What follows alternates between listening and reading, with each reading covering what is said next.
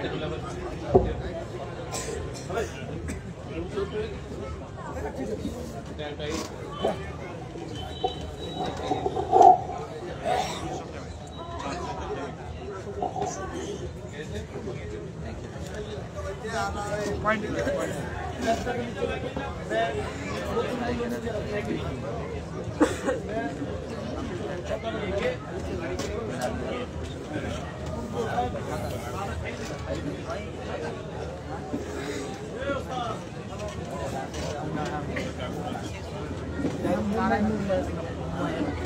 الحمد لله نحمده ونستعينه ونستغفره ونعوذ بالله من شرور أنفسنا ومن سيئات أعمالنا من يهده الله فلا مضل له ومن يضلل فلا هادي له وأشهد أن لا إله إلا الله وحده لا شريك له وأشهد أن محمدا عبده ورسوله يا أيها الذين آمنوا اتقوا الله حق تقاته ولا تموتن إلا وأنتم مسلمون يا أيها الناس اتقوا ربكم الذي خلقكم من نفس واحدة وخلق منها زوجها وبث منهما رجالا كثيرا ونساء واتقوا الله الذي تساءلون به والأرحام إن الله كان عليكم رقيبا يا أيها الذين آمنوا اتقوا الله وقولوا قولا سديدا يصلح لكم أعمالكم ويغفر لكم ذنوبكم ومن يطع الله ورسوله فقد فاز فوزا عظيما أما بعد فإن أصدق الحديث كتاب الله وأحسن الهدي هدي محمد صلى الله عليه وسلم وشر الأمور محدثاتها وكل محدثة بدعة وكل بدعة ضلالة وكل ضلالة في النار قال الله عز وجل في كتابه الكريم إن الله لا يغفر أن يشرك به ويغفر ما دون ذلك لمن يشاء সম্মানিত দিনী ভাইয়েরা, এখনই আমরা শেখ আনোয়ারুল হক ফাইজি হাফিজাহুল্লাহ কাছ থেকে খুবই গুরুত্বপূর্ণ এক আলোচনা শুনছিলাম। শেখের কাছ থেকে আপনারা জানতে পেরেছেন যে আমি আসল উর্দু ভাষায় বক্তৃতা করি আর বাংলা ভাষায় আজকে আশা করি এই ধরনের জালসাতে দ্বিতীয়বার বলছি।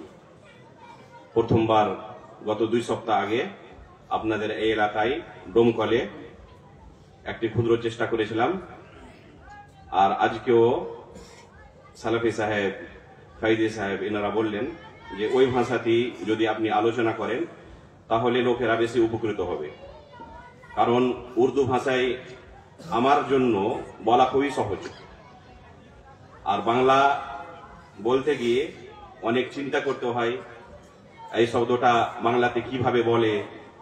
এই এলাকায় আমার জন্ম হলেও আমার সারা জীবন বেশিরভাগই পার হয়েছে উর্দু মাহলে কিংবা আরবি মাহলে। যখন আমি ছোট্ট বাচ্চা ছেলে ছিলাম, হাফ টিকিট লাগতো, তখন থেকে আমি বাইরে, আর তারপরে এখানে ফারাগাত করার পরে মদিনাতে প্রায় 15 বছর ধরে থাকলাম, আর ওখানে সম্পূর্ণ পড়ালেখা আরবিতে, এমনকি ওখানে আল্লাহর রহমতে প্রায় 7 বছর শিক্ষকতাও করি, আর ওখানে সব আরবি ভাষায় বুঝে ওরা আরবি ভাষায় শিক্ষকতা হতো। তো এইভাবে বাংলা বলা আমার জন্য খুব একটা পরীক্ষার বিষয়। তো ইনশাল্লাহ তাও চেষ্টা করব। ফাইজি সাহেব বললেন যে আপনি যদি উর্দু বলেন তাহলে 5% লোক হয়তো বুঝবে, 95% বুঝতে পারবে না। আর যদি এইভাবে চেষ্টা করেও আপনি যদি উর্দু মিক্স বাংলা বলেন তো ইনশাআল্লাহ 95% লোক বুঝে যাবে, হতে পারে 5% বুঝতে পারবে না। তো আশা করি এটাই বেশি ভালো হবে, যে চেষ্টা করি যতটুকু সম্ভব হয় উর্দু মিক্স বাংলা যেখানে চেষ্টা করব বাংলাই বলা। আর অনেক শব্দ স্মরণে আসে না এত তাড়াতাড়ি যে বাংলাতে কি বলে, হতে পারে যে উর্দু অনেক শব্দ চলে আসবে কিংবা আরবি চলে আসবে, যেটা স্বাভাবিক, যেখানে বসবাস করে ওই জায়গার ওই এলাকার ভাষা তার এতই চলে আসে নিজের ভাবেই। আমার বাচ্চা, আমার ছেলেগুলো চারটি ছেলে আমার পাঁচটির মধ্যে চারটি ছেলে আরবি বলে। কারণ কি, ওরা আরবি মহলে সৌদি আরবে থেকেছে, ওদের মাতৃভাষা বলতে পারেন যে আরবি, ওরা নিজের মধ্যে আরবিতে কথা বলে। আর ছোট ছেলেটি এখন বোম্বে আসার পরে এখানে ওই ভাষা শিখলো, তো যে কিছু শুনছে ওইভাবে বলবে সে। তো এখানে শুনছে সে উর্দু, সেই জন্য ছোট বাচ্চাটি উর্দু শিখেছে। আর অন্য ভাইদের বোনদের ওদের ভাষা হচ্ছে আরবি। তো যে যে জায়গাতে থাকবে ওই জায়গার ভাষা সে শিখবে। তো এই কারণে বাংলা ভাষা বলা আমার জন্য খুব একটা টাফ, কিন্তু তাও চেষ্টা করব আপনারা যেন বুঝতে পারেন। বুঝতে পারছেন তো? আপনারা বুঝতে পারছেন? আলহামদুলিল্লাহ, এটাই আসল উদ্দেশ্য। একবার আমি উর্দুতে জুমার এক খুতবা দিই আমাদের গ্রামে। এক মসলা সম্পর্কে আমি বললাম যে এই কাজটি করা জায়েজ নয়। আর লোকেরা বুঝতে না পায়, অন্য গ্রাম থেকে সন্ধ্যাতে অনেকটি লোক আমার বাড়ি জমা হয়ে গেছে, দিয়ে বলছেন আপনি এইভাবে আপনি ফতোয়া দিয়েছেন। আমি আল্লাহর মুস্তাআন, যে সম্পর্কে আমি বললাম জায়েজ নয়, লোকেরা ভেবেছে ওটাই জায়েজ, ওটাই করা উচিত। দিয়ে তারপর থেকে বললাম যে ইনশাআল্লাহ আগামী সপ্তাহ থেকে যে ভাষায় আপনাদের সাথে কথা হচ্ছে ওই ভাষাতেই, বাংলা না হলে স্থানীয় এলাকার ভাষাতে ইনশাআল্লাহ এইভাবেই আমি জুমার ফতোয়া দিব। তারপর থেকে গ্রামে আমি শুধু এই স্থানীয় ভাষা বলি, বাদ বাকি অন্য জায়গাতে উর্দু ভাষাতে কিংবা ছাত্রদের সাথে যখন থাকি তাহলে আরবি ভাষাতে এইভাবে কথা হয়। আমাকে যে বিষয়বস্তু দিয়েছেন সালাফি সাহেব, বিষয়টি হচ্ছে শিরকের ভয়াবহতা। শিরকের সম্পর্কে আলোচনা করার আগে তাওহীদের সম্পর্কে আলোচনা করা অত্যন্ত জরুরি। এই দুটি বিষয় হচ্ছে এক অপরের সাথে জড়িত। আপনি যতক্ষণ পর্যন্ত তাওহীদকে না ভালো বুঝবেন, আপনি শিরককে বুঝতে পারবেন না। রাসূলুল্লাহ সাল্লাল্লাহু আলাইহি ওয়াসাল্লামকে আল্লাহ রাব্বুল আলামিন যে জায়গায় প্রেরণ করেন, মক্কার মরুভূমিতে, আল্লাহ রাসূল সাল্লাল্লাহু আলাইহি ওয়াসাল্লাম শুধু একমাত্র একাই মুসলমান ছিলেন, তাওহীদের প্রচার করনেওয়ালা। আর সমস্ত লোক পৃথিবীর মুশরিক, তারা শিরকে লিপ্ত ছিল। রাসূলুল্লাহ সাল্লাল্লাহু আলাইহি ওয়াসাল্লাম ওদের মাঝে যখন নিজের দাওয়াত শুরু করেন, প্রচার শুরু করেন, তখন কি বলেন? ইয়া আইয়ুহান নাস কুলু লা ইলাহা ইল্লাল্লাহ তুফলিহু। এই লোকেরা, তোমরা লা ইলাহা ইল্লাল্লাহ স্বীকার করো, তাহলে তোমরা সফল হয়ে যাবা, তখন তোমরা কামিয়াব হয়ে যাবে। তো লা ইলাহা ইল্লাল্লাহ এটি হচ্ছে আল্লাহ রাসূল সাল্লাল্লাহু আলাইহি ওয়াসাল্লামের দাওয়াত। এখান থেকে রাসূলুল্লাহ সাল্লাল্লাহু আলাইহি ওয়াসাল্লাম নিজের দাওয়াত শুরু করেছেন। এই কালেমাটি, কালেমায়ে তাইয়্যিবা, কালেমায়ে শাহাদাত যাকে আমরা বলি, এই কালেমাটি যদি কোনো মানুষের জীবনে থাকে, তাহলে সবচেয়ে উত্তম আর সবচেয়ে মূল্যবান বস্তু হচ্ছে ওই লোকের কাছে এই কালেমাটি। এর চেয়ে বেশি মূল্যবান আর কোনো ওনার কাছে বস্তু নাই। ওই যদি রাজত্ব পেয়ে যায় পুরো পৃথিবীর বাদশা হয়ে যায়, কিং হয়ে যায়, আর ওর কাছে কালেমায়ে তাওহীদ না থাকে, কালেমায়ে শাহাদাত না থাকে, আখিরাতে সে কি পরিত্রাণ পাবে? সে জান্নাত কি পাবে? সম্ভব নয়। আর যদি তার কাছে কালিমা থাকে আর পৃথিবীর কোনো অন্য নিয়ামত না থাকে, শুধু একমাত্র কালেমায়ে শাহাদাত থাকে, তাহলে কিন্তু আল্লাহর কাছে যখন যাবে কিয়ামতের দিনে ওর চেয়ে কেউ বেশি সাফল্য হবে না, ওর চেয়ে কোনো লোকের কাছে কোনো বড় নিয়ামত থাকবে না। হাদিসে একটি ব্যক্তির সম্পর্কে রাসূলুল্লাহ সাল্লাল্লাহু আলাইহি ওয়াসাল্লাম উদাহরণ দিয়ে বলেছেন যে কিয়ামতের দিনে একটি লোককে পৃথিবীর সমস্ত লোকেদের মাঝে আনা হবে। তার অবস্থা কি? সারা জীবন সে শুধু পাপ করে গেছে, সারা জীবন কোনো সে নেকি করেনি। আল্লাহ রাব্বুল আলামিন যত সে পাপ করেছে, গুনাহ করেছে, সমস্ত ফেরেশতারা নোট করেছেন। আর এই আমলনামা, গুনার রেজিস্টার ওনার আগে এইভাবে রেখে দেওয়া হবে। এইভাবে কতটি রেজিস্টার হবে?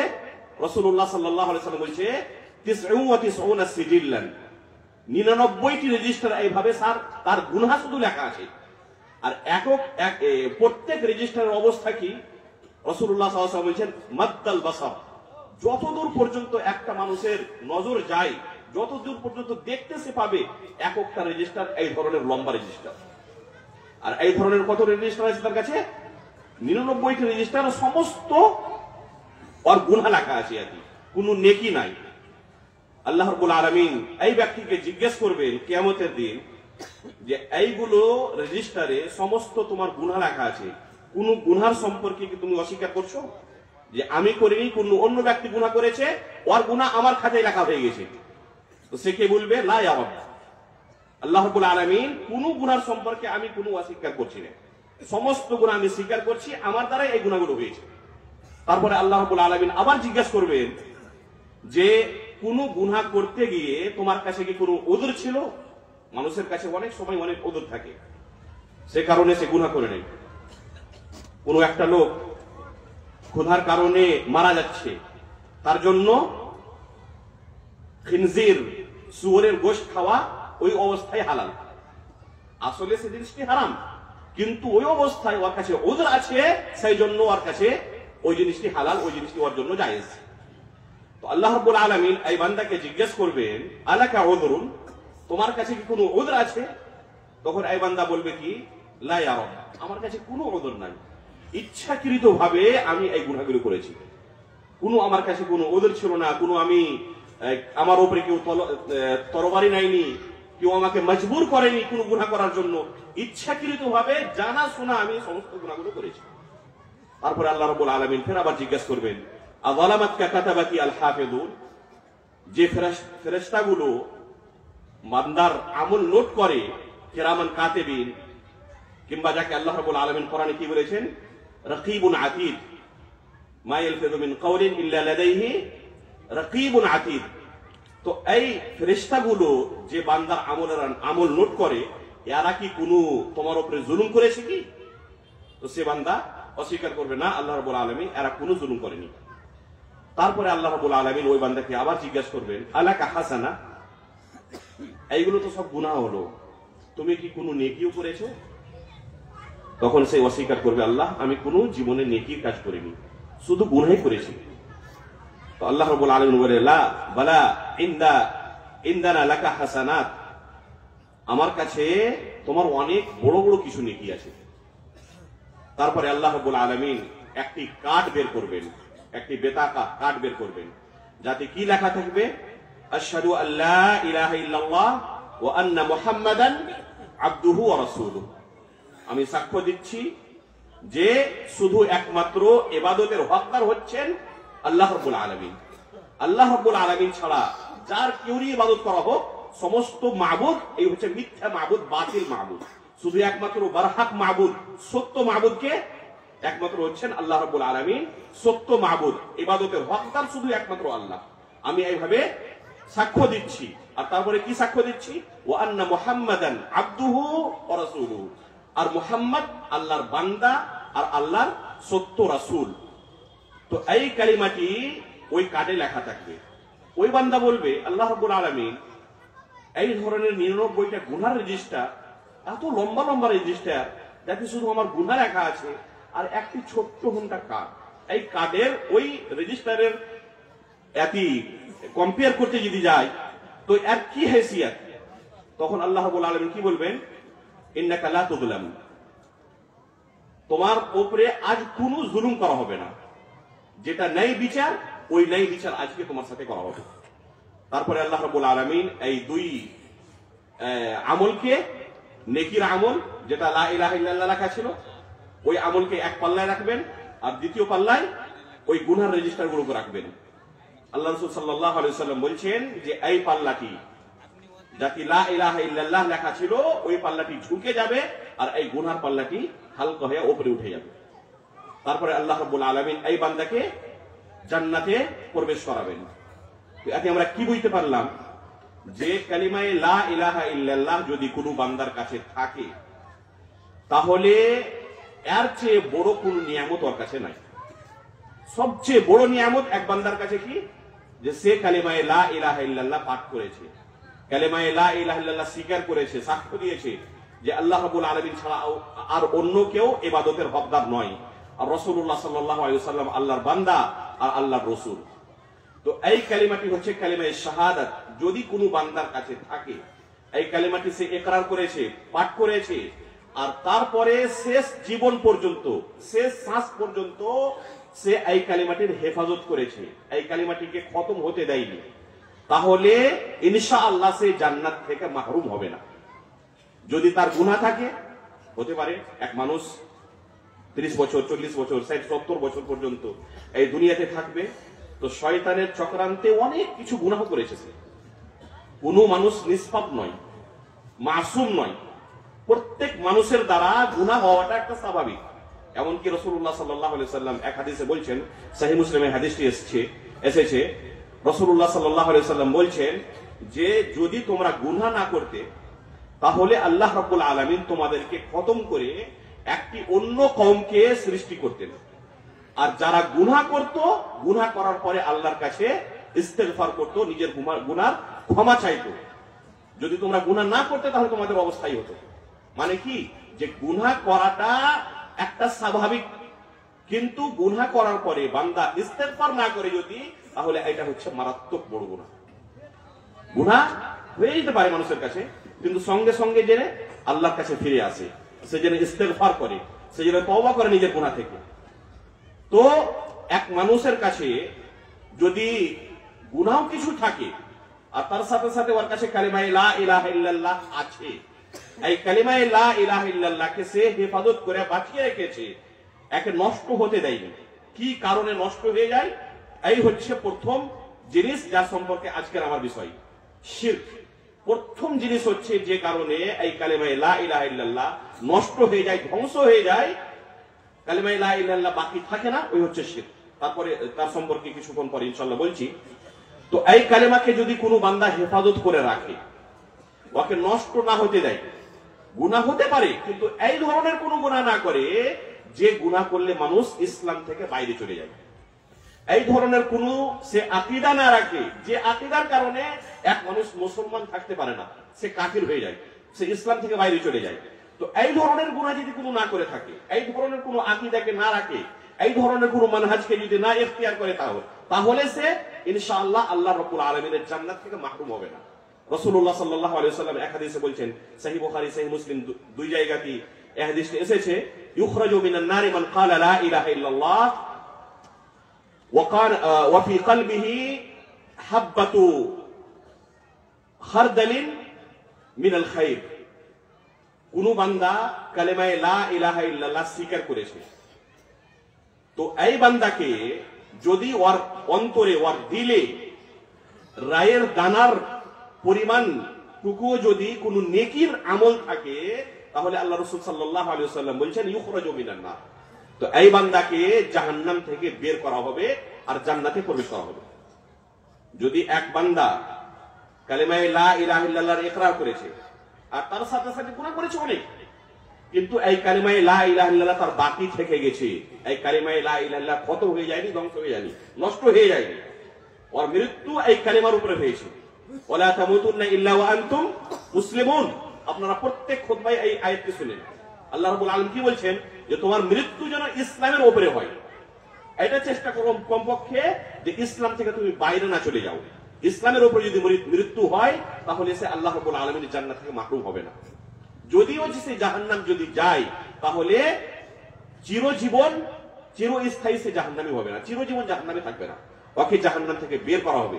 ইখরাজু মিনান নারি মান ক্বালা লা ইলাহা ইল্লাল্লাহ ওয়া ফি কলবিহি মিনাল খায়রি মা ইয়াজিনু বুররাতান থুম্মা ইখরাজু মিনান নারি মান ক্বালা লা ইলাহা ইল্লাল্লাহ ওয়া ফি কলবিহি মিনাল খায়রি মা ইয়াজিনু শাঈরাতান থুম্মা ইখরাজু মিনান নারি মান ক্বালা লা ইলাহা ইল্লাল্লাহ ওয়া ফি কলবিহি মিনাল খায়রি মা ইয়াজিনু যাররাতান।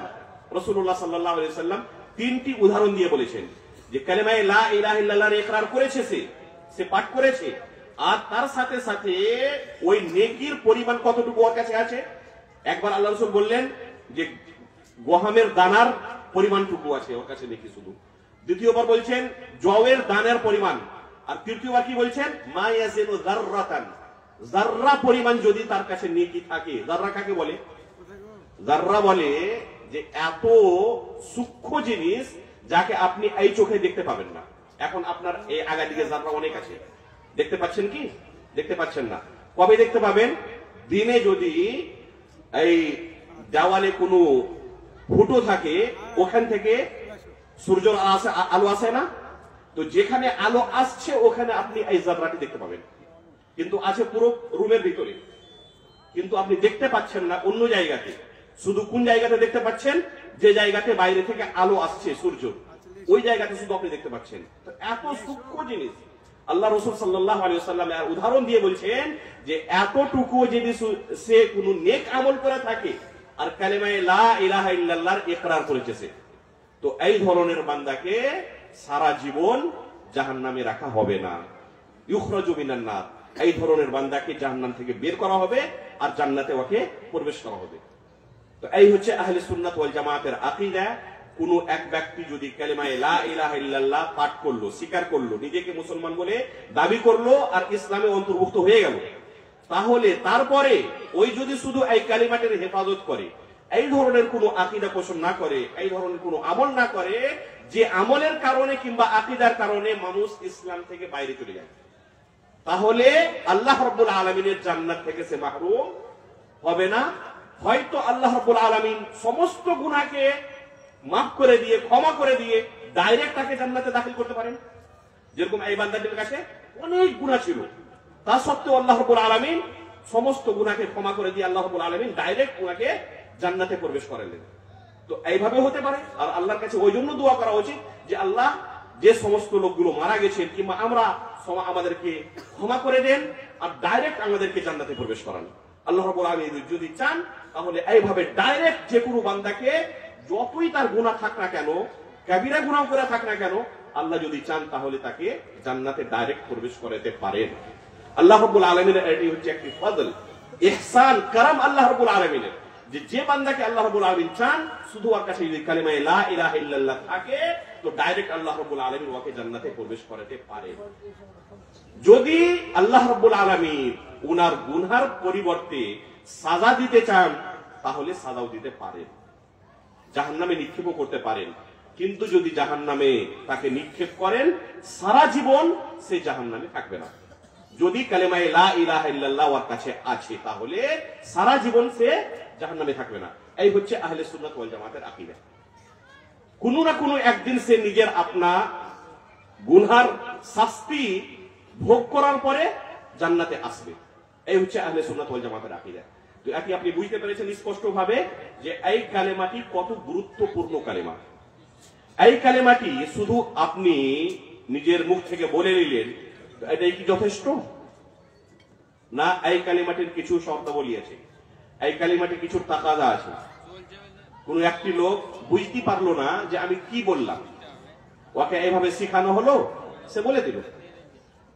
একটি লোক যে ইসলামকে স্বীকার করে না, নিজে মুসলমান হতে চাইছে না, ইসলামের অন্তর্ভুক্ত হতে চাইছে না, ওকে বলতে বলা হলো যে এই কালেমাটি বলো, বলে দিল। ওর মানেও জানছে না কি বললাম আমি। তো এইভাবে তোতার মতো রোটে আসে শুধু বলে দিল। একটি লোক মনে করেন যে ঘুমানো অবস্থায় আছে, ঘুমিয়ে আছে, আর ঘুমানো অবস্থায়, নিনের অবস্থায় সে আশহাদু আল্লা ইলাহা ইল্লাল্লাহ ওয়া আশহাদু আন্না মুহাম্মাদান আবদুহু ওয়া রাসূলুহু বলছে। তো সে ব্যক্তিটি মুসলমান হয়ে যাবে? কি ধারণা আপনাদের? ওই ঘুমিয়ে আছে, ও জানতে পারছে না আমি কি বলছি, ওই ব্যক্তিটিকে মুসলমান বলতে পারা যায়? তার মানে কি, যে মানুষ এই কালেমাটিকে নিজের মুখ থেকে উচ্চারণ করবে সে যেন জানে যে আমি কি বলছি। আল্লাহ রাব্বুল আলামিন কোরআন কারীমে কি বলছেন? ফাআলাম আন্নাহু লা ইলাহা ইল্লাল্লাহ ওয়াস্তাগফির লিযামবিক। খুবই গুরুত্বপূর্ণ আয়াত। এই আয়াতে আল্লাহ রাব্বুল আলামিন তিনটি জিনিসের হুকুম দিয়েছেন। ফাআলাম আন্নাহু লা ইলাহা ইল্লাল্লাহ ওয়াস্তাগফির লিযামবিক। কোন এক মানুষ যদি এই আয়াতের উপরে শুধু আমল করে নেয়, তো ওর চেয়ে সবচেয়ে ভাগ্যবান ব্যক্তি পৃথিবীতে থাকবে না কেউ, শুধু এই আয়াতের উপরে আমল করে নেই। তো আল্লাহ কি বলেছেন? ফাআলাম, প্রথম হুকুম হচ্ছে যে তুমি ইলম অর্জন করো, জ্ঞান অর্জন করো। কার সম্পর্কে? আল্লাহর সম্পর্কে, আল্লাহ রসুলের সম্পর্কে, দ্বীনের সম্পর্কে। কিন্তু আজকে আমাদের অবস্থা কি? কোরআনে এক আল্লাহ রাব্বুল আলামিন কোরআনের এক আয়াতে বলছেন, ইয়ালামুনা যাহিরাম মিনাল হায়াতিদ দুনিয়া ওয়া হুম আনিল আখিরাতি হুম গাফিলুন। বেশিরভাগই লোকের অবস্থা হচ্ছে যে পৃথিবীর সম্পর্কে, দুনিয়ার সম্পর্কে ছোট ছোট জিনিস, ক্ষুদ্র ক্ষুদ্র জিনিসের ওর কাছে জ্ঞান থাকে, ওই সুই থেকে হাওয়াই জাহাজ পর্যন্ত ওর কাছে জ্ঞান আছে। মোবাইলের সম্পর্কে লিখতে পড়তে জানছে না, কিন্তু তা সত্ত্বেও সবকিছু জানছে, সবকিছু অ্যাপসে পৌঁছে যাচ্ছে, ওই সব কাজও করে দিচ্ছে। কোন জায়গাতে আমাকে লাভ হতে পারে, কোন জায়গাতে ক্ষতি হতে পারে, কোন বিজনেস করলে আমাকে লাভ হবে এই সিজনে, কোন জায়গাতে আমার প্রফিট হতে পারে, কোন মার্কেটে গেলে আমার বেশি লাভ হবে, সবকিছুই সে জ্ঞান অর্জন করছে।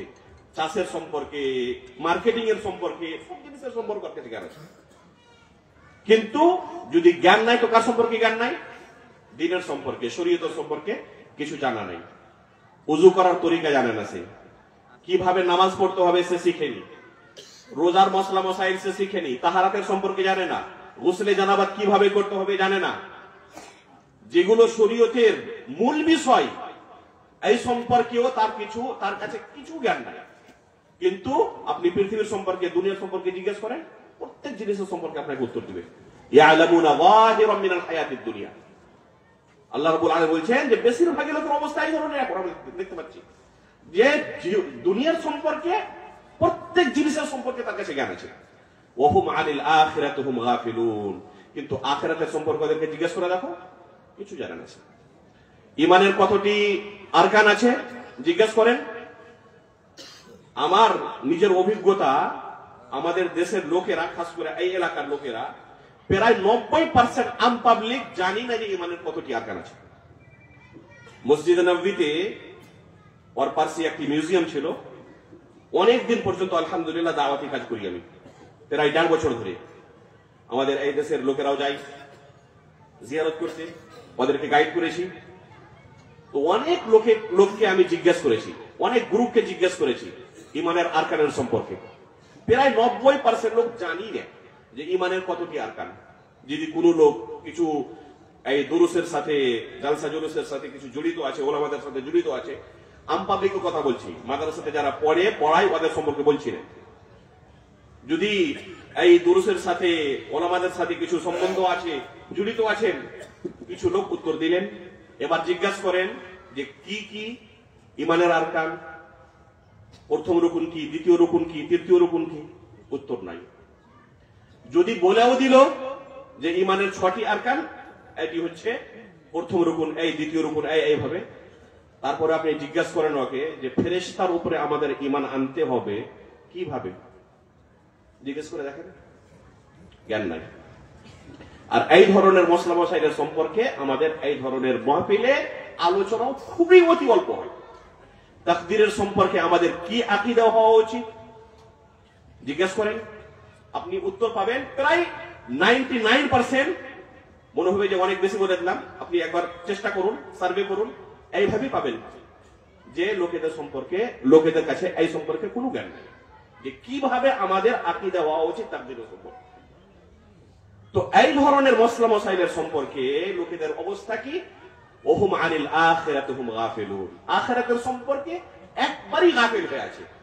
যখন এই পৃথিবী থেকে যাবে, ওর মৃত্যু হবে, কবরে ওকে রাখা হবে, তো ওকে প্রত্যেকটা লোককে 3টি প্রশ্ন করা হয়। জি বলেন, কি কি প্রশ্ন করা হয়? প্রথম প্রশ্ন কি? মার রব্বুক, তোমার রবের সম্পর্কে, আল্লাহর সম্পর্কে বলো। ওই আল্লাহর সম্পর্কে কি আমার আকীদা হওয়া উচিত, আমার কি ঈমান হওয়া উচিত, এই সম্পর্কে কোনো জ্ঞান অর্জন করেনি। সবকিছুই জেনেছে কিন্তু আল্লাহর সম্পর্কে তার কোনো জ্ঞান নাই। আল্লাহর সম্পর্কে আমার কি আকীদা হওয়া উচিত এই কিন্তু শিক্ষা অর্জন করেনি, এটা কষ্ট মনে হয়েছে। তারপরে দ্বিতীয় প্রশ্ন কি? দিনের সম্পর্কে, তোমার দিন কি, ওই দিনের সম্পর্কে কিছু জানে না। আপনাদের এই পশ্চিমবঙ্গের কথা বলছি। এক ভাই বললেন, আমার আত্মীয়, যে এক গ্রামে মসজিদের পাশে কিছু যুবক ছেলেরা একটি ক্লাব তৈরি করে। আপনাদের পশ্চিমবঙ্গের কথা বলছি। আর যে আমাকে খবর দিয়েছে নির্ভরযোগ্য ব্যক্তি, আমার এক আত্মীয়, বলছেন যে এই মসজিদের পাশে কিছু যুবকের একটি ক্লাব তৈরি করে, আর ওখানে ওরা গান বাজনা করে, ডিজে বাজায়। জুমার দিন, জুমার খুতবা চলছে, আর এত ফুল সাউন্ডে ওরা ডিজে বাজাচ্ছে যে খাতিবের খুতবা কিছু বুঝতে পারছে না লোক। খতিব সাহেব খুতবা দিচ্ছেন আর লোকেরা বুঝতে পারছেন না, ওয়ারি আওয়াজ, ওয়ারি সাউন্ড অনেক বেশি। তো এক বড় লোক যে বলছেন ওদেরকে খুবই কাগজে বিনীত করে যে একটু যদি তোমরা সাউন্ডটা স্লো করে নাও, মানা করার ক্ষমতা নাই, শুধু সাউন্ডটা স্লো করার একটি আর আবেদন করছে। তো তো ওরা উত্তর কি বলছে যে আমাদেরও তো খুব ডিস্টার্ব হচ্ছে আপনাদের জন্য, আমরা তো আপনাদের কাছে যাইনি, যে আপনারা নিজের সাউন্ডটা স্লো করে নেন। এই হচ্ছে, আর এই সমস্ত যুবকেরা কারা? আমারই আর আপনারই ছেলে, সব মুসলমান। এদেরকে জিজ্ঞেস করেন ইসলামের সম্পর্কে। রমজান মাসে ওই ভাই বলছেন যে রমজান মাসে ওরা এতটুকু জানে না যে এই মাসটি রমজান মাস, এই মাসে রোজা রাখতে হয়, এই সম্পর্কে জানে না। ওকে যদি জিজ্ঞেস করো যে রমজান মাসে কেন খাচ্ছ, তো বলি রমজান কি মাস হয়? জানুয়ারি, ফেব্রুয়ারি, এপ্রিল, এইগুলো মাস জানি আমরা, এই রমজান আবার কি মাস, এই সম্পর্কে ওর কাছে জ্ঞান নেই। যখন কবরে ওকে জিজ্ঞাসা করা হবে ওমা দিন, তো খুবই সহজে উত্তর বের হয়ে যাবে যে আমার দিন ইসলাম। ওই কিছু জানছে না ইসলামের সম্পর্কে, ইসলামের কতটি রুকুন, ইমানের কতটি আরকান, ইহসান কাকে বলে, কোন ওই জ্ঞান অর্জন করেনি, না আমল করেছে, না এর সম্পর্কে কোন জ্ঞান অর্জন করেছে। তো এত সহজে জান্নাত পাওয়া যায় না, এই দিনের সম্পর্কে জ্ঞান অর্জন করতে হবে। তারপরে ওই যদি এর উপরে টিকা থাকে আর শয়তানি চক্রান্তে কিছু গুনাহ হয়ে থাকে, কাবিরা গুনাহ হয়ে থাকে, তাহলে আল্লাহ রাব্বুল আলামিন উনাকে ক্ষমা করে দিয়ে ডাইরেক্ট জান্নাতে প্রবেশ করাতে পারেন। আর যদি শাস্তিও দেন তো সারা জীবন তাকে শাস্তি দিবেন না, এক না একদিন সে জান্নাত পাবে, জাহান্নাম থেকে, এই জান্নাত থেকে সে ব্যক্তি মাহরুম থাকবে না। তো এই কালিমাকে আমাদেরকে হেফাজত করতে হবে শেষ শ্বাস পর্যন্ত। বুঝতে পারলাম কিভাবে হেফাজত করব যাতে আল্লাহ রাব্বুল আলামিনের জান্নাত থেকে আমরা মাহরুম না হয়ে যাই। প্রথম জিনিস জাতি থেকে আপনাকে এই কালিমাকে হেফাজত করতে হবে, ওটি হচ্ছে শিরকে আকবার। এটি হচ্ছে শিরকে আকবার। শিরক কাকে বলে? আল্লাহ রাসূল সাল্লাল্লাহু আলাইহি ওয়াসাল্লাম এক হাদিসে বলছেন আনতাজআল লিল্লাহি নিদ্দান ওয়া হুয়া খালাকাক। আল্লাহ রাব্বুল আলামিনের সাথে অন্য কাউকে তুমি শরীক করলে। আল্লাহ রাব্বুল আলামিন শুধু একমাত্র ইবাদতের হকদার, কিন্তু এই হকটি তুমি অন্য কাউকেও দিলে, শুধু একমাত্র তাকে দিলে কিংবা আল্লাহর সাথে তাকে শরীক করলে, দু অবস্থায় এটি হচ্ছে শিরক। আর এই গুনাহকে আল্লাহ রাব্বুল আলামিন কোনদিন ক্ষমা করবেন না। আমাদের সৃষ্টিকর্তা কে? কে সৃষ্টি করেছেন? আল্লাহ রাব্বুল আলামিন। কোরআনের প্রথম আয়াত আল্লাহ রাব্বুল আলামিন যখন অবতীর্ণ করেন রাসূলুল্লাহ সাল্লাল্লাহু আলাইহি ওয়াসাল্লামের উপরে, দেখেন এখান থেকে শুরু হচ্ছে ইসলামের শিক্ষা। প্রথম আয়াত রাসূলুল্লাহ সাল্লাল্লাহু আলাইহি ওয়াসাল্লামের উপরে যখন অবতীর্ণ হয় গারে হেরাতে, প্রথম আয়াতটি কি ছিল কে বলতে পারবেন? ইকরা বিসমি রাব্বিকাল্লাযী খালাক। দেখেন আল্লাহ রাব্বুল আলামিন প্রথম আয়াতে আমাদের কি শিক্ষা দিয়েছেন? ওই আল্লাহ রাব্বুল আলামিনের নামে পড়ো যে তোমাকে সৃষ্টি করেছে। আল্লাহ রাব্বুল আলামিনের অনেক সিফাত আছে, কিন্তু সমস্ত সিফাতের মধ্যে আল্লাহ রাব্বুল আলামিন কোনটি সিফাতকে এখানে চুজ করলেন? খালাক, যে আল্লাহ রাব্বুল আলামিন শুধু একমাত্র সৃষ্টিকর্তা। আপনি চিন্তা করুন যে পৃথিবীতে কোন ব্যক্তির সম্মান মর্যাদা যতই বড় হয়ে যাক না কেন, সে খালিক না মাখলুক, শুধু এতটুকু আপনি চিন্তা করেন।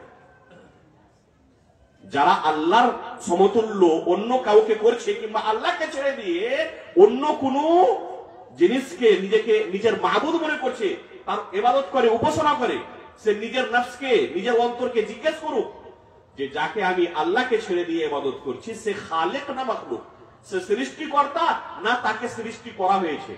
আম খুলিকু মিন গায়রি শাইইন আম হুমুল খালিকুন। আল্লাহ রাব্বুল আলামিন কোরআনে কি বলছেন এক আয়াতে, যে এই লোকেরা যেগুলো জিনিসের ইবাদত করছে, উপাসনা করছে, এরা খালিক না এরা মাখলুক? এরা নিজে সৃষ্টি করেছে অন্য জিনিসকে, না একে সৃষ্টি করা হয়েছে? জুবাইর বিন মুতঈম রাদিয়াল্লাহু তাআলা আনহু এক সাহাবী বলছেন যে বদরের যুদ্ধতে আমাকে মুসলমানেরা কায়েদি বানিয়ে মদিনা নিয়ে গেলেন। 70টি মারা গেছেন, আর 70 মক্কার কাফেরদেরকে কি করা হয়েছিল? কায়েদি বানিয়ে, বন্দী বানা হয়েছিল। তো বন্দী বানিয়ে, কায়েদি বানিয়ে জুবাইর বিন মুতঈম রাদিয়াল্লাহু তাআলা বলছেন কি যে আমাকে সাহাবায়ে কেরাম মদিনায় আনলেন, আমি বন্দী ওদের কাছে। একদিন দেখছি যে রাসূলুল্লাহ সাল্লাল্লাহু আলাইহি ওয়াসাল্লাম মাগরিবের নামাজে মসজিদে নববীতে সূরা তুর তেলাওয়াত করতে শুরু করলেন। বলছেন যারা এখানে আওয়াজ করছেন প্লিজ একটু আওয়াজ করবেন, স্লো করবেন, যারা শুনছেন ওদেরকে শুনতে দেন। মহিলাদেরকে আবেদন করা হচ্ছে যে আপনারা গোলমাল করবেন না, শুনতে দেন লোককে। তো জুবাইর বিন মুতঈম রাদিয়াল্লাহু তাআলা কি বলছেন যে আল্লাহ রাসূল সাল্লাল্লাহু আলাইহি ওয়াসাল্লাম সূরা তুর তেলাওয়াত করতে শুরু করলেন।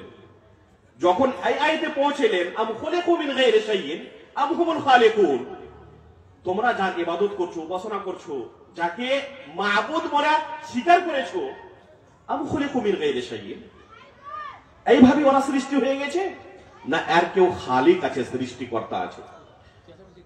বলছেন যে আমি যখন এই আয়াতের উপরে চিন্তা ভাবনা করলাম, কাদা কলবি আইয়াতির, মনে হচ্ছে যে আমার অন্তর, আমার হৃদয় আমার কাছে এখন নাই, হাওয়াতে উড়ে বেড়াচ্ছে। বলছেন যালিকা আউয়ালু মা ওয়াকারাল কলব ওয়াকারাল ঈমানু ফি কলবি, এটা প্রথম আয়াত ছিল যে আয়াতের কারণে আমার অন্তরে ঈমান সৃষ্টি হয়ে যায়।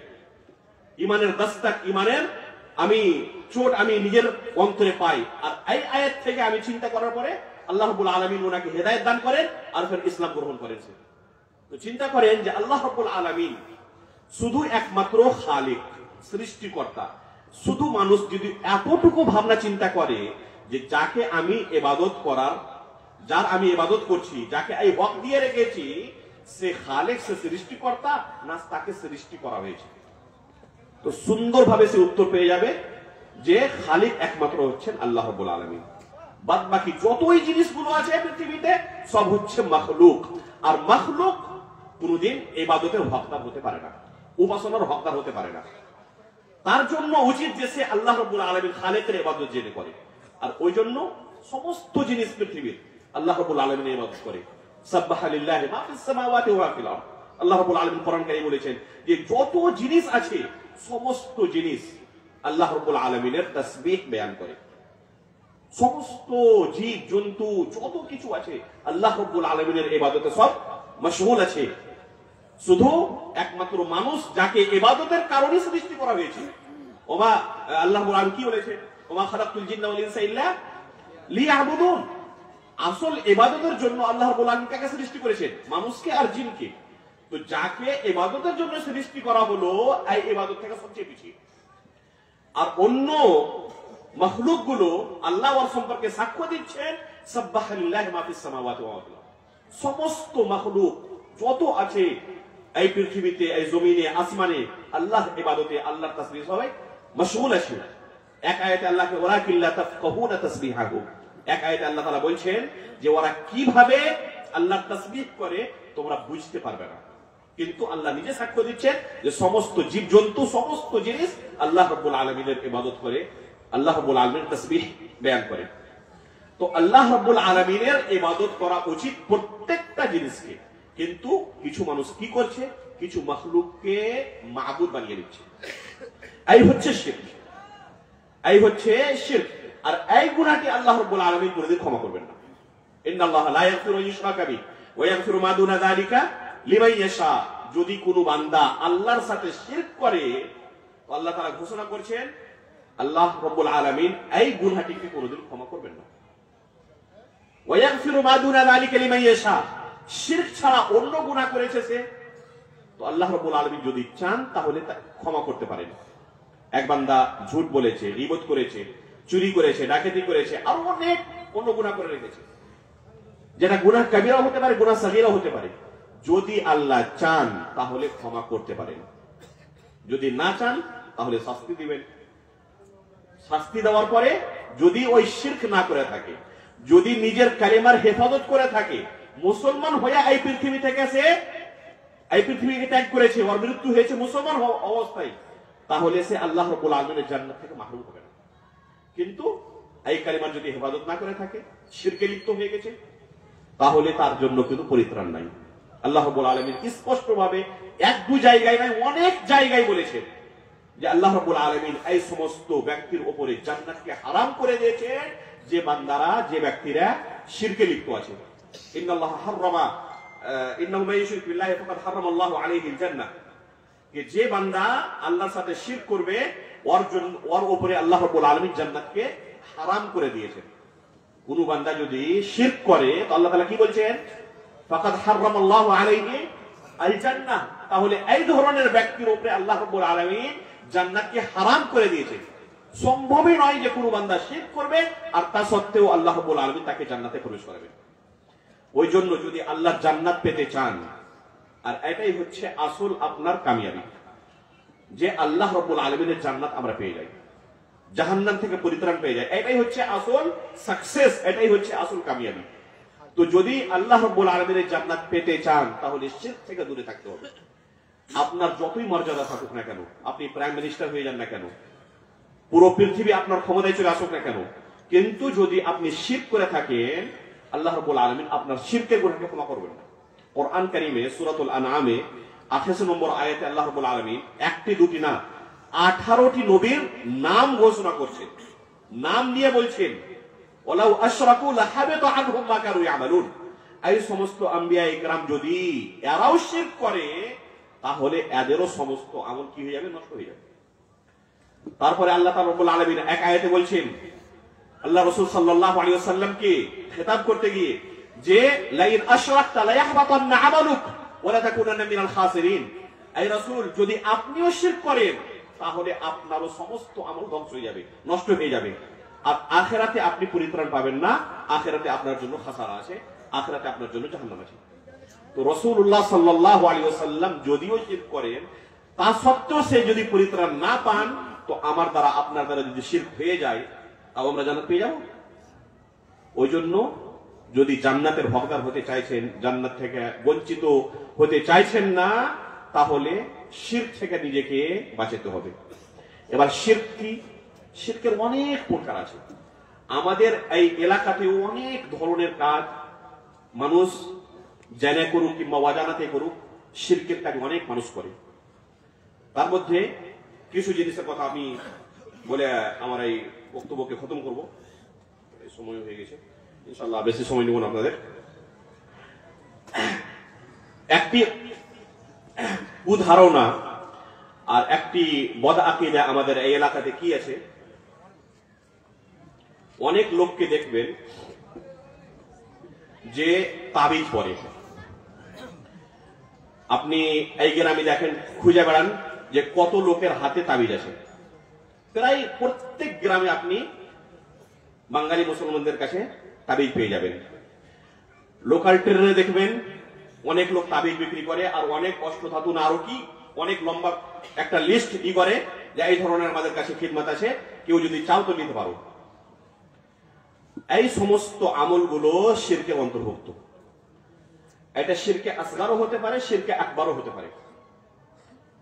আমাদের এই এলাকাতে অনেক লোককে আপনি জিজ্ঞেস করেন ওই তাবিজের সম্পর্কে, অষ্টধাতুর সম্পর্কে, আরো এই যেগুলো জিনিস বিক্রি করা হয় এই জিনিসের সম্পর্কে, ওদের আকীদা আপনি যখন শুনবেন তো আপনাকে মনে হবে যে এরা শিরকে আকবার করে নিয়েছে। আল্লাহ রাসূল সাল্লাল্লাহু আলাইহি ওয়াসাল্লাম বলছেন, মান তাআল্লাকা তামিমাতান ফাকাদ আশরাক। কোন বান্দা যদি তাবিজ লটকায় তাহলে সে শিরক করলো। কারণ কি? আপনি একবার খুলে দেখেন যে তাবিজে থাকে কি। দেখেছেন কোনদিন কি যে তাবিজে কি থাকে? আমার নেট এখন খুবই দুর্বল এখানে, তো আপনাকে দেখাতাম। আমি নিজের ফেসবুক টাইম লাইনে একটি তাবিজের ফটো কিছুদিন আগে শেয়ার করেছিলাম, যারা আমার ফ্রেন্ড লিস্টে আছে আশা করি দেখেছেন। মদিনাতে থাকাকালীন অনেক তাবিজকে এইভাবে দেখার সুযোগ হয়। বাকিউল গারকাদের যে কবরস্থান আছে, যেখানে সাহাবায়ে কেরামের প্রায় 10,000 সাহাবায়ে কেরামের কবর আছে, ওখানে অনেক এই ধরনের লোকের কাছে, মুসলমানদের কাছে এই তাবিজকে আমরা নিতাম, দিয়ে ওই অফিসে জমা করে দিতাম। তো অনেক তাবিজ ওখানে রাখা আছে। আপনি যদি যান মদিনা, ওই অফিসে যান, নিজের চোখে দেখুন, কিংবা আপনার গ্রামে যেগুলো তাবিজ আছে কোনদিন খুলে দেখুন যে কি লেখা থাকে তাবিজে। আপনি অবাক হয়ে যাবেন যে তাবিজে কি লেখা থাকে। যে তাবিজটির আমি ফটো শেয়ার করেছিলাম, ওতে কি লেখা আছে? ফিরআউন, হামান, কারুন, নমরুদ, এই সমস্ত যারা সবচেয়ে বড় কাফির এই পৃথিবীর, ওদের কাছ থেকে ওই সহযোগিতা চাইছে। আমি মুসিবতে আছি, তোমরা সহযোগিতা করো আমার। এই ধরনের কোন লোকের যদি আকীদা থাকে, সে জান্নাত যাবে। ওই নিজের কালিমায়ে লা ইলাহা ইল্লাল্লাহ সকাল সন্ধ্যা বলতে থাকুক না কেন, ওই নিজের কালিমায়ে লা ইলাহাকে নষ্ট করতে, ধ্বংস করে দিয়েছে। ওর কাছে কালিমায়ে লা ইলাহা ইল্লাল্লাহ নাই। ওই জন্য যদি সে জান্নাত পেতে চায় তো এই কালিমার হেফাজত করতে হবে। প্রথম জিনিস যার কাছ থেকে কালমার হিফাজত করতে হবে ওই হচ্ছে এই শিরক। এই ধরনের প্রত্যেক তাবিজে আপনি এই ধরনের জিনিস পাবেন। অনেক লোক বলবে যে তাবিজে উপকার তো হয়, তো শয়তান এই শিরকে লিপ্ত করার কারণে আপনাকে কিছু উপকারও করতে পারে, আপনাকে কিছু ইও দিতে পারে, লাভও দিতে পারে। আপনি তো মুসলমান, আপনি তো কালিমা ইকরার করেছেন, কালিমা শাহাদাত পড়ছেন। আপনি যারা অমুসলিম ওদেরকে জিজ্ঞাসা করেন যে ওরাও যখন নিজের দেবী দেবতার সামনে এইভাবে পুজো পাঠ করে তো ওদের কোনো কি লাভ হয় না? পৃথিবীর কোনো লাভ, দুনিয়ার কোনো লাভ কিছু হয় নাকি? ওরাও বলবে যে অনেক কিছু আমি পেয়েছি আমি এই দেবীর কাছে, দেবতার কাছে, এই ভগবানের কাছে। তো এইভাবে তাজুরবা করে যদি কেউ বলে যে আমি লাভ পেলাম সেই জন্য জায়েজ, এটা একটি ভুল ধারণা। তাবিজ পড়া হচ্ছে শিরকিয়া কাজ। ওটা শিরকে আসগারও হতে পারে, শিরকে আকবরও হতে পারে। শিরকে আকবর যদি হয়ে যায় আর এই পর্যায়ে পৌঁছে যায় কোন মানুষের ঈমান, কোন মানুষের আকীদা, তাহলে কিন্তু সে ইসলাম থেকে বাইরে হয়ে যাবে। ওই জন্য নিজের আমল, নিজের আকীদার হেফাজত করতে হবে এই ধরনের শিরকি আকীদা থেকে, শিরকি আমল। এই ধরনের একটি শিরকি আমল আপনাদের এই এলাকাতে পাওয়া যায়। কিংবা আমভাবে যদি বলি যে আমাদের এই বাঙালি মুসলমানদের মধ্যে এলাজের যে পদ্ধতি আছে, কোন লোকের কাছে কিছু অসুবিধা আছে, অনেকদিন থেকে অসুস্থ আছে, চেষ্টাও করলাম, ডাক্তারের কাছে গেলাম, কোনো লাভ পাওয়া যাচ্ছে না, তাহলে কি করবে? বেশিরভাগই লোক এই কবরেজদের পিছে চলে যায়।